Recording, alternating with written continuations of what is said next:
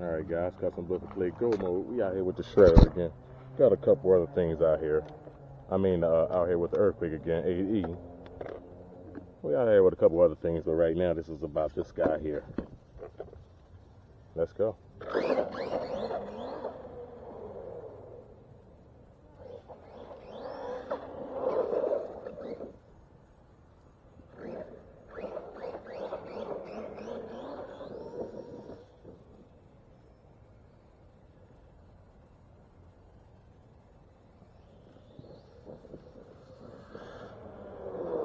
Sound like something just came loose. I'm blowing pinions out here. Blowing my pinions off. More Loctite. A higher grass. Second one in a row.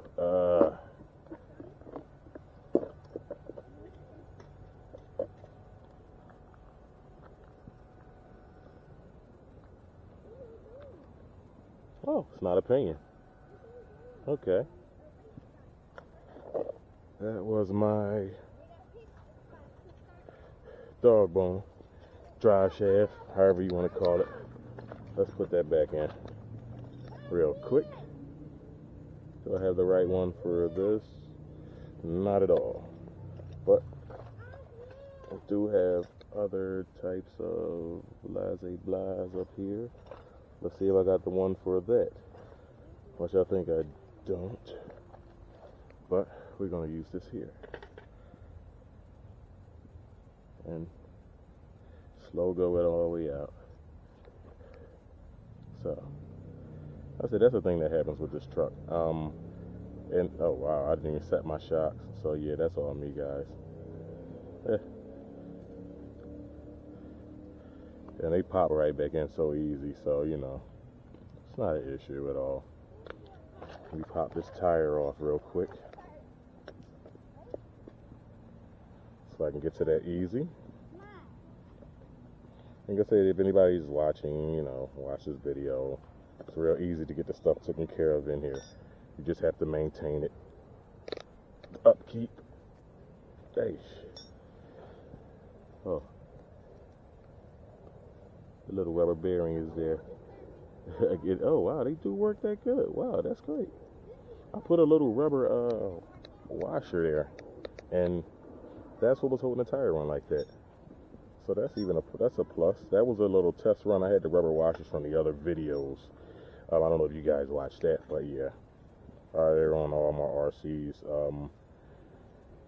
that actually push more power than the car can handle. So yeah, so this is all I have to do, and put that back in. Like I say, usually that sound is usually a spur or something like that, or something stripped, something along the line of that. But with this truck, every time I hear that sound, I think it's a spur, but it's always this here. One of these, the dog bones popped out or something like that. Something simple fix. Nothing to complain about. Said it's a nice truck. I wonder why they don't make another one, but hey, it's their business, it's not mine. That's my hobby. So, we're going to give this another setup. And like I said, I'm going to do these videos for about 10 minutes. My videos will be about 10 minutes. When I'm out just playing around a lot, then they'll probably be a lot longer. Let me adjust my shocks too. Because that's another plus with these things. People don't adjust the shocks at all, and they just run them and expect things to be peaches and cream. You can see the double shock action I have in there. That's what I call it. There's a few other people that probably actually does this technique here, but it actually works. It really stops you from bottoming out. And that bottoming out thing is a real issue with this truck here. So you might want to look into it a little more on that to see if you could do something about that. The shocks on here, the stock shocks are terrible. I would think so, because I blew so many of these shocks, and I just said, you know what, oh well. So, and I just went with what I had and kept running. And I'm gonna put the same little rubber washer back on here. Oh God, no. This is a dog park too, so I gotta be cautious of where I am while people walk their dogs here. And I have to be cautious of that, because you put these down in there, the dogs just come after them. And it's cute to they turn around and then they rear up on the dog. So you know, then it's their issue. But all in all, it's a good hobby. Just don't try to hurt the animals with them. That's all. But other than that, I should be ready to go again. And that's a lot more. It's a whole lot better. Right there. Now, where's my body? I'm over here somewhere off in the sticks. Don't know how I got here. But hey, it's worth the hobby. It's worth the hobby to me. And that's all I can really say. Just a little bit of work, and I'm right back on the field. And we're going to run this battery out. I'm thinking about going back to the Velcro too on the sides for the straps and body. My clips are over there on the ground. I have a couple more here. And I also run with these washers here too, in certain areas on inside the car that can use them.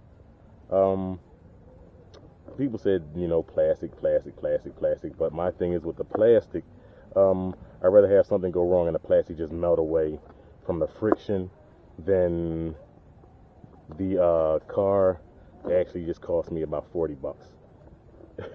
You know, and it's just not worth it, the $40 compared to whereas I could put a 200 count washer in here. So, I'd rather do it that way. Because it can be worse. Your whole car can get ran over than $200 or $200 worth of 200 count washers. So, yeah. But that should be a little better.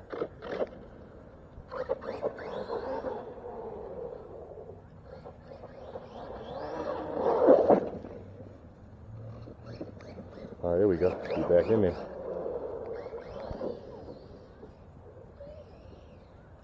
And this is very high grass for this RC, guys. It's very high grass. So this is a nice workout for it. Everybody knows the Redcat brand. They're not known for the height and all like that. People actually hate on them because of the height, which is no need.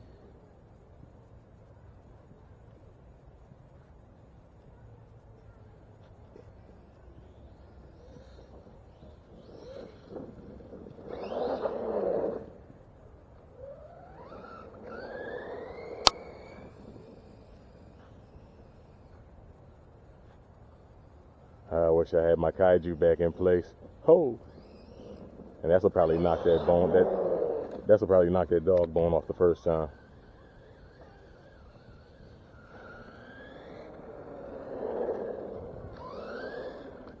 I'm chewing up a stick. You hear it?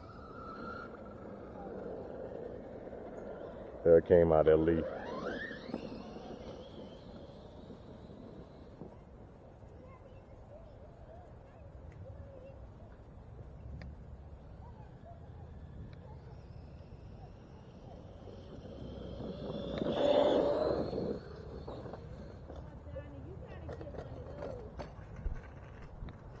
They cheap.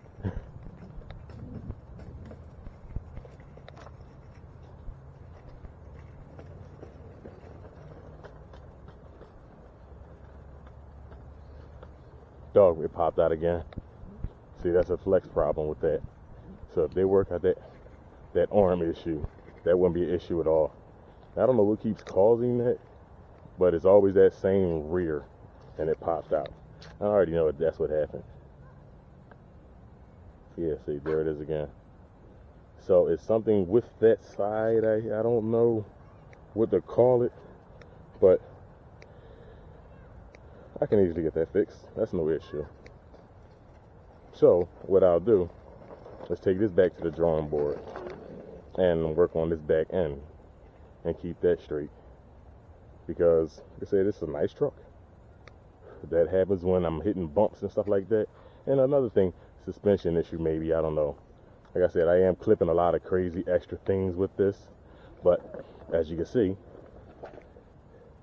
that wasn't that much of a beating for that to happen, you know. But like I said, as you clipping things, who knows? You see both times that I actually clipped that large stick, whereas though that's where, you know, a little while later it had that issue. So I'm gonna look into that, because maybe, like I said, it shouldn't pop out that easy unless these arms extending in an odd way, which I probably see what it is here. I probably have a breakage here, and that's why that keeps happening, because that will allow this whole thing to flex and slip right out. So I think that's where I'm having an issue at here. The other side is snug, so I might have broken a pin to the arm. So that probably happened a while ago too, guys. I pushed that back in a few times. I haven't really paid no attention, but I'm gonna check the whole shaft. But like I said, I have plenty more of those, and it's not just there's not just sliding back in.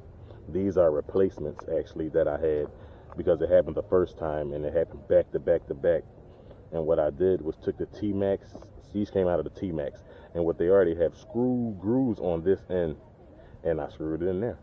The other ones just have a shaft and they're just protected or whatever, but I didn't think that was sufficient. So, all right, guys, hit that like, subscribe, something look at play go mode, and we're out of here. Hit that like, subscribe.